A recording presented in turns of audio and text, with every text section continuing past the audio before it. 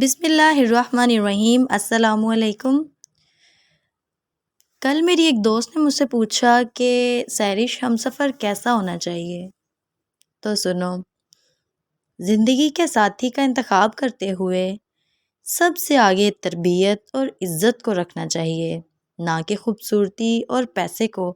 اگر آپ کی زندگی کا ہمسفر آپ کو عزت دینے والا، مان دینے والا، محبت دینے والا اور احساس کرنے والا ہو تو کانٹوں جیسی زندگی بھی پھولوں کی سیج بن جاتی ہے، لیکن اگر اس کا الٹ ہو تو پھر پھولوں جیسی زندگی بھی جہنم بن جاتی ہے۔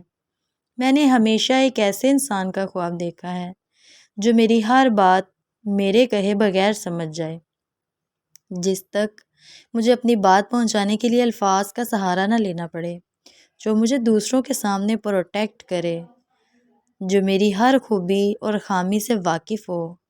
کبھی اس سے بڑے خواب دیکھے ہی نہیں۔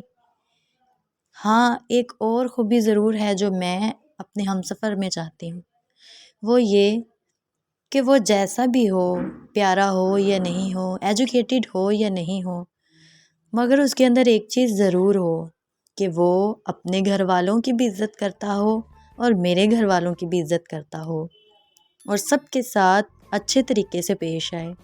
مجھے اس کے اندر یہ خوبی ضرور چاہیے کہ اللہ میرے لائف پارٹنر کے اندر یہ چیز ضرور ہو۔ میری نظر میں پیسہ صرف زندگی کی ایک ضرورت ہے، لیکن کسی کا انتخاب کرنے کے لیے معیار نہیں۔